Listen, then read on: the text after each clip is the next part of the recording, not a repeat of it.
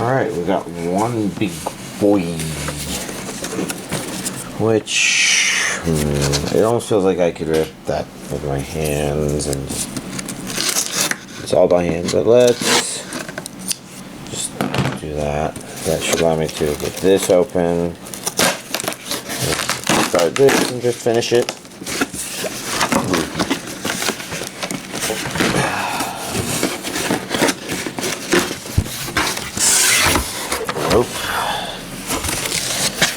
Let's see. We got hands full of stuff. So we'll just pile them up. Toss the box and then begin with Lupin the Third Part 2. Let's see. Part 2 Collection 3. Which I don't know. I didn't remember actually stuff. Remastered video with Japanese audio commentaries on select episodes, opening and ending collection, extensive liner notes.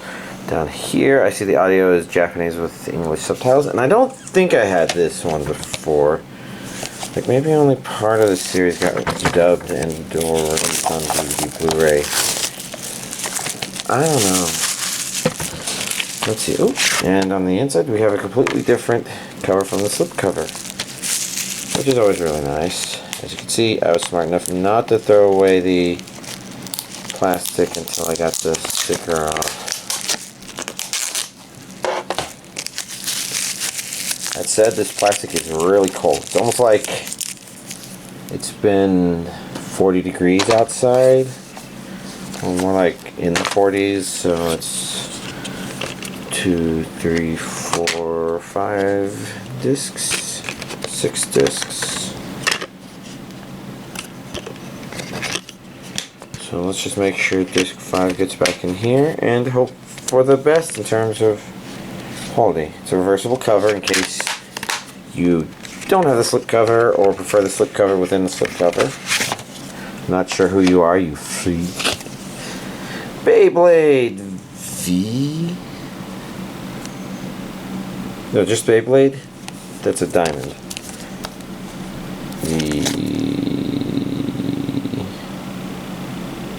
Yes, okay. I was confused because I'm like, didn't I just pre-order Beyblade V last night?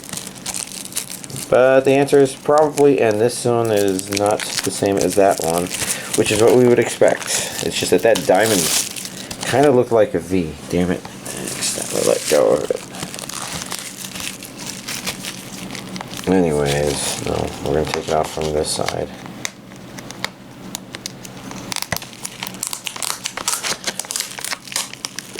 They take their licking and keep on spinning. For some reason it's not a horrible tagline, but it feels like it's trying to be wittier than it actually is. Like a bad dad joke. Not to be confused with the bad dad joke that's bad. It's good. The original classic first series. Down here I see audio English. So no Japanese subtitles. This is full legit standard definition, 51 episodes. And it's a different cover on the inside. On one disc, and you know, the slip cover if you want it. Did I look at? No, the previous one didn't, but this one I should definitely peek. It looked like this one's region A only. Yeah, I see a region A symbol there. So, no importing that. Shin Tetsujin 28. This feels a little round, like it is packed.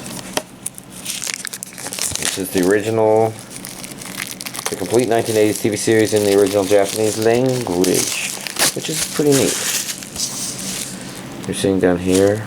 Did I see features of this one? I did not. I still don't. This one I see clean opening and endings. And region A and audio Japanese, which is exactly what we expect. Now let's see, can I actually... It is not budging. And I see the sticker there, so I want to I have to rest this against my belly. Holy shit. Holy shit.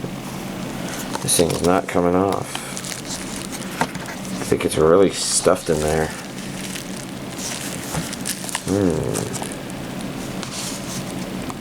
Wow. So if you get this and it's like this, then this may be a common manufacturing setup. Can I go the other way? Oh shit, it's just sliding slowly. Come on. Come on. Where's the bottom of the thing? Bottom of the night.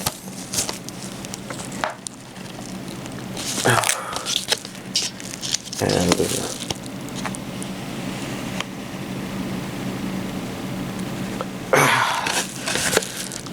coming off very slowly.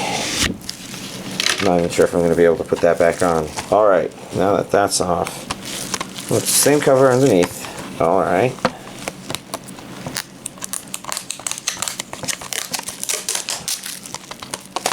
Let's get this wrapped up. Alright, now take a peek at the inside. So let's see. I suspected there was kind of a setup like this. So I think it's just a little interesting. So feeling it, it feels like it's a little thick up there maybe, but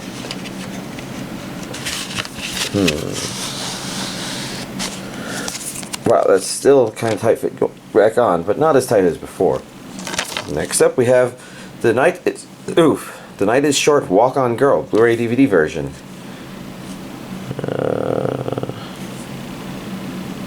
Is that Junipero? Is that blood then? Blood packs. Nighttime Misadventure. So let's go here. Same on the inside. I guess I'm not surprised.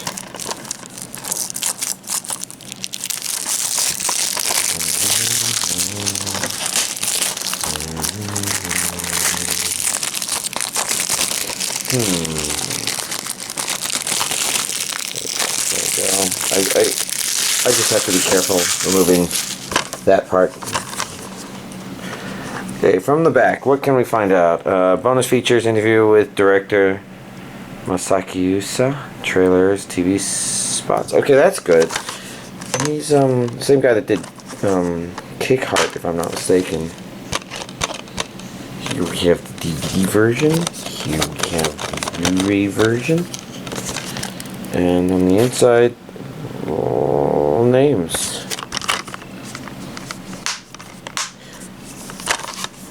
Well, should be good. Not a whole lot of his stuff has been released here, but I think more than lately. Although this one was released by G-Kid? I can't remember. I can read that one, it says G-Kid, but I don't know if that's showing up on camera. Oh look, Tetsujin 28. Morning Moon of Midday. Gesundheit. There's a lot of... Oh, of course, it is the last Tuesday of the month, so there's, you know, as usual, a lot of Eastern Star Discotheque releases. I'm seeing Filmworks, I'm seeing Discotheque, and I'm seeing Eastern Star. So, yeah, I'm remembering stuff very okay.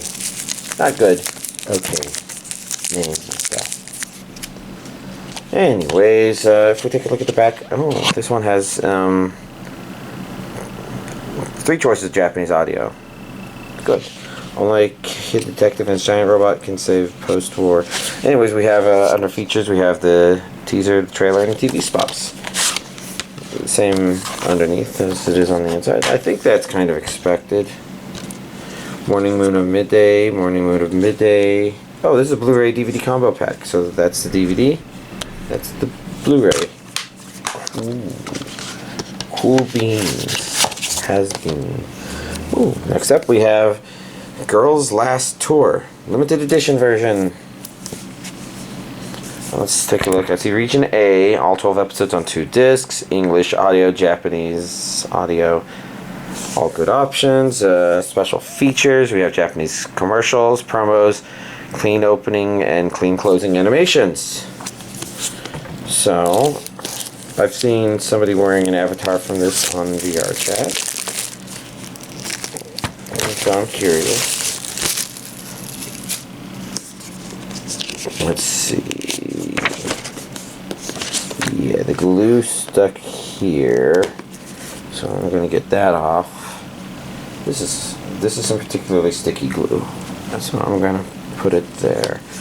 So we have that person who looks more like a guy than a girl, so maybe, you know, this isn't only girls. Yeah. So we go on the inside. Here's the Blu-ray.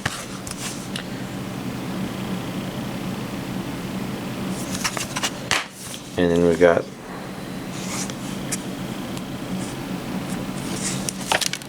ooh, this one's red. Interesting. So it looks like it's got a red reversible cover. We have, let's see, first we have Starry Sky War storyboard booklet.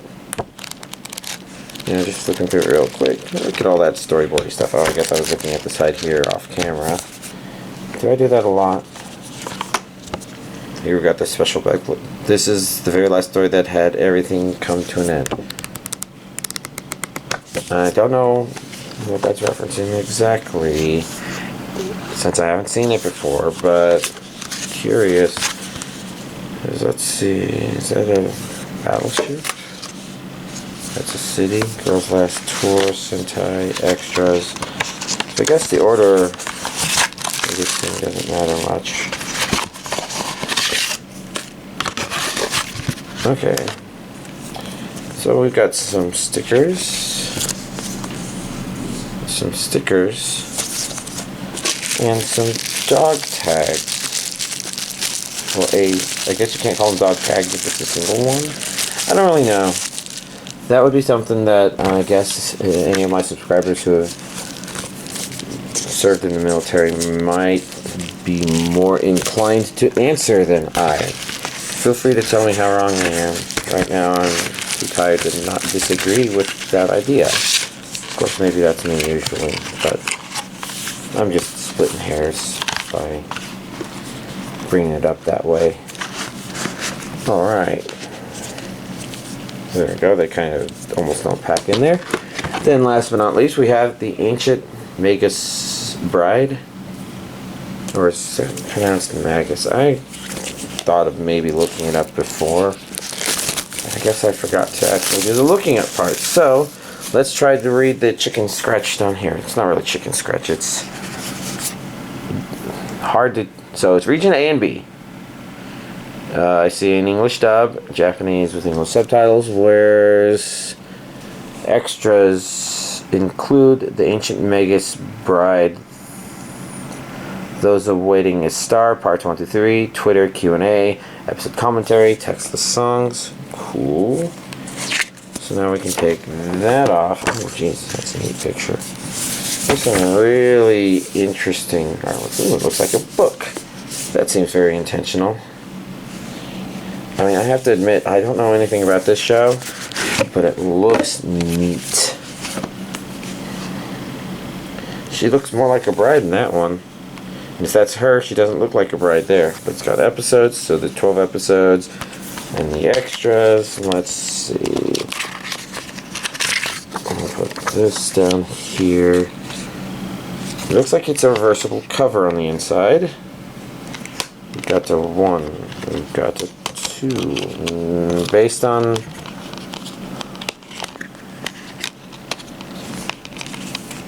Oh, interesting. So, this is a Blu-ray with episodes 1 through 5, and this is a Blu-ray with episodes 6 through 12. That's not the normal Blu-ray distribution. Whereas the DVD has episodes 1 through 7 and 8 through 12, which is a bit more common. Interesting. I don't know if I've seen those characters before. Sometimes I have to look carefully because I see the characters, maybe not necessarily in anime places, but sometimes I see them in VR chat.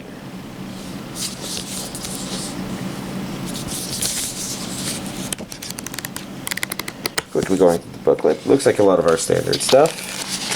And let's take a peek in here at the stuff in here. So for starters, it looks like the postcards aren't actually in a plastic thing, so we're going to take a look at them. I see people. Maybe people. Cool.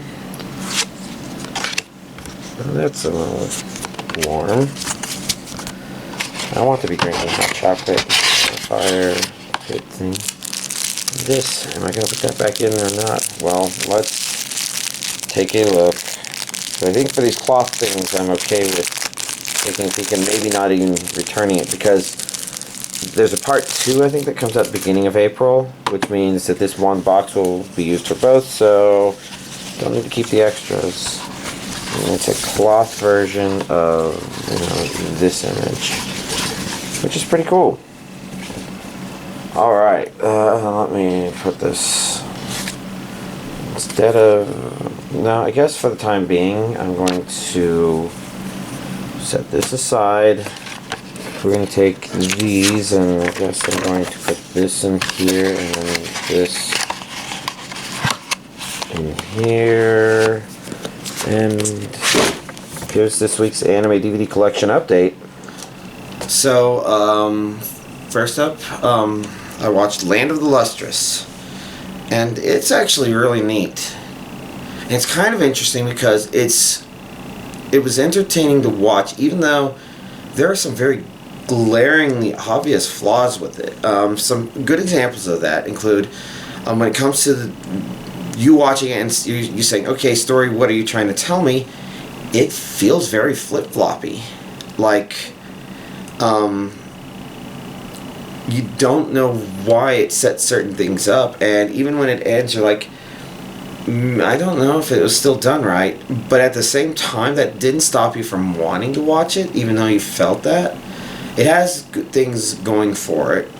But if I'm talking about the flaws and then talking about the really good things about it. So, another obvious flaw is the scenario feels off in a way. And I don't just mean off in the ways that it talks about it, but I mean like off where it kind of sets up, okay, these gem girls are fighting against Lunarians that are coming to try to harvest them. That's, I think, the basic premise that the series sets up. And based on the way it works, it feels like you have no idea why this show has been, why this scenario, rather, could possibly have gone on for hundreds of years. It's kind of one of those things where it means the combat does have that feeling of potential repercussions, even if there's, really fancy things going on. But the repercussions feel a little too harsh, and the tone of the anime, or rather the setting, doesn't really feel like it reflects that. It's kind of like, you remember, if you watched Attack on Titan, one of the things that's really great about the Titans is you really do feel like our characters are fucking doomed. How are they going to fucking get out of this? They have no chance. It's like they're overwhelmed, and the show's built on the idea that these characters are going to probably not make it. And then when you watch it and you see what happens, you get to feel what the author intended you to feel. So Land of the Lustrous, you feel like maybe they can hold off the Lunarians, but then sometimes it feels like too many close calls happen, such that if they're really fighting as many as the anime kind of suggests, there's no way they would have lasted as long as they did. The youngest character in this one is portrayed as a couple hundred years old. She doesn't feel like it. Like, even if you don't know what a gem person is like, they make them human enough where it's like, that person doesn't seem like they've been doing something for 100 years. They almost feel like they've been doing something for 3 months and they're bored. And it doesn't give you the impression that gem people, I guess, have that different perception of time, per se. They might have said one or two things that kind of implied something like that, but at the same time, it didn't necessarily feel like it. And so when you have all that, I would say all that, but no. Okay, weakness, another potential weakness. You can feel that it's CGI animated at times. But let's go ahead and use that one to transition to what's good about it. Because as far as the CGI animation goes, it's actually very great. So, I don't know how much detail I want to try and talk about regarding certain things. But the CGI works well enough, especially when it comes to seeing characters. I mean, if somebody told me that some of the close-ups of some of the characters were actually hand-drawn animation of that, I could almost believe it. But at the same time, I suspect not, because most of the animation and movements and even stuff that's like interactions are not that. And I wouldn't say the character movements are perfect, but they're pretty good. Like, I especially like a lot of views of Sensei's face from the side. Some of those are just kind of great. And there's other things. Like, Sensei is a bit of a mystery when you start watching the anime, and the truth of the matter is part of the reason people want to see Season 2 is because the mysteries this show does introduce aren't fully resolved. And our main character, it's hard to know what to think about her. So maybe that should have been a potential negative. But I think part of the flip-floppiness of the feeling of the anime has to do with just our view of the world through her. And the truth of the matter is, it has some really great moments in it. And I don't know if I want to try and say what they are or imply what they are. They are, of course, a little more pushed towards the end of the series, when the series isn't completely in that, I don't know what this series is going to be about sort of phase. And then when you have a good feeling why you're watching it, what you want to see, it gives you some interesting stuff. Basically, I don't know if I can really say why it's neat to watch, because I can know some of the little things that kind of pique your interest early on, but at the same time, I don't know if I want to reveal that information. So overall, I'm probably in the same boat as a lot of people who watched and enjoyed this series in terms of really wanting to see what the second season would bring. And of course, I don't know if or when we'll get it. Next up, I did watch a couple episodes of Citrus.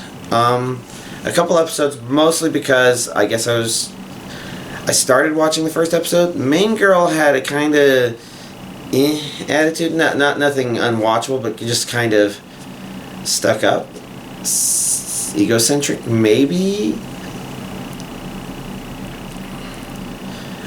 My real problem was a school president who felt her up, and it's like, oh my god, she's such a bad person. And, for a romantic series, it's usually not a good idea for you to think that one character is a bad person. I literally paused after that point. I'm like, no, I'm just going to go hang out with people on VR chat and do nothing. It was a kind of do-nothing weekend, maybe. I don't remember what all happened. Anyways, I did resume it, and it's okay, watchable, still trying to go. People are kind of selfish. A couple people are kind of selfish, but I guess it feels a little dynamic and approaching things from a fresh perspective enough that I haven't given up on it per se. If there's any reason I didn't finish watching it, it'd probably be because I put one of those on. But there's always risk that even those won't be to my particular taste. So I'm focusing specifically on this, and it's okay so far. It may be that other people latch on to certain elements of it a bit differently than I do. Like, for example, they may find President's showing of potential physical interest as kind of being endearing. you know, I see it as very rapey, and it's a very rapey kind of anime. But it's not actually doing that per se, so it might be okay. I don't know. It's just sometimes I've been prioritizing other stuff, and I am very slowly still eating away at all these, but it's definitely slow. I'm trying to make sure I'm ripping more than I'm buying.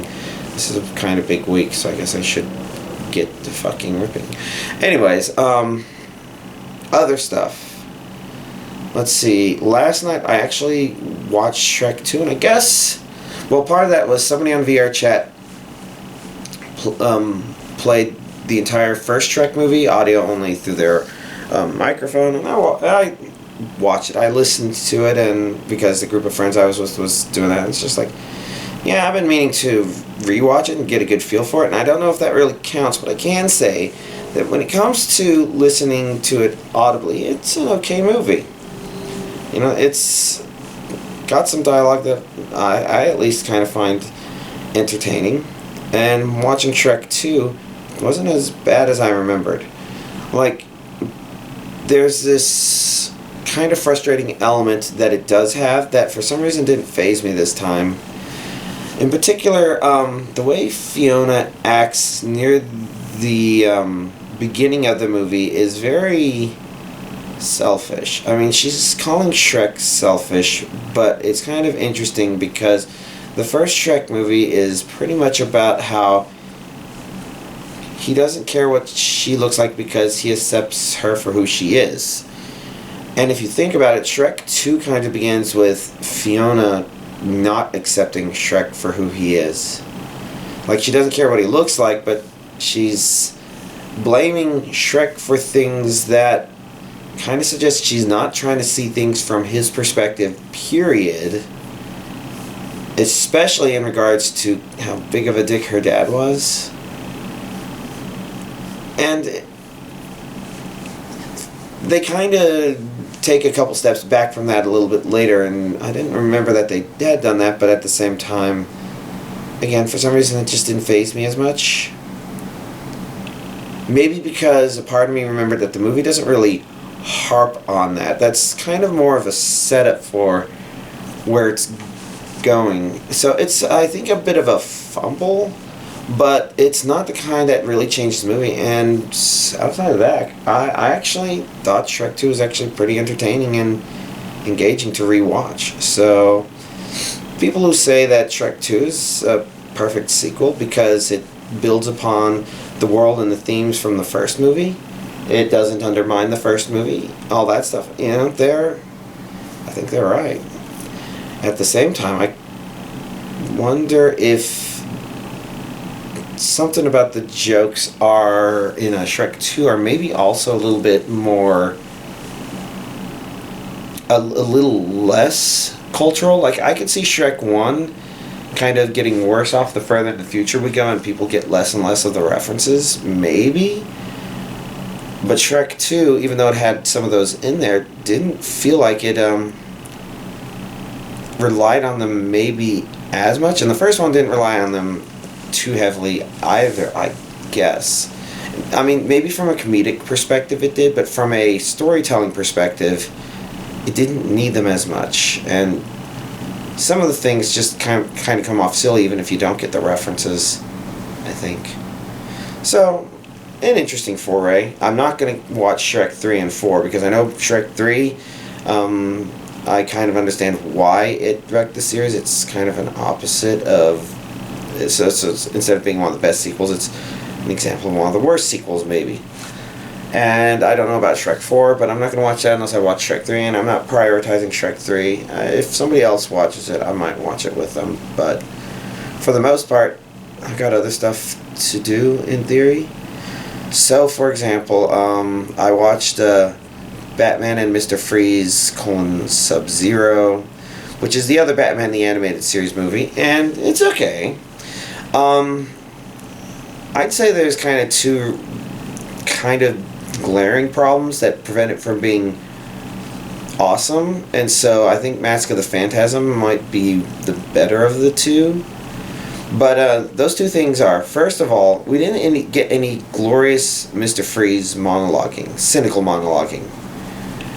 The world is a cold place, and I have no room left to consider the needs of others, or something like that. You know, basically, Mr. Freeze was great because he felt like somebody who had lost his humanity, that you could kind of understand his loss of humanity, but he also was just this monumental wall of cynicism that you were trying to get through, that Batman was trying to get through. And that's nowhere near as strong in Sub-Zero.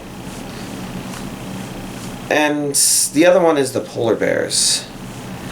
Like, I just kind of felt like whenever I was seeing the polar bears on the screen, it didn't feel like they were animating polar bears, but they were animating things that looked like polar bears.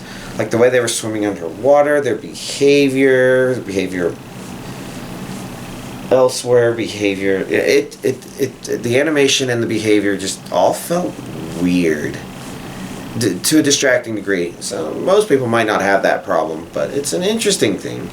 And the truth of the matter is, you know, despite those two things, it's an interesting movie. It definitely would be an okay episode of the TV series if it was one, and it makes the transition into a movie-length episode fine. It builds what it needs to. It doesn't feel like you're watching it and saying, God, why am I watching this? Or at least that was my experience.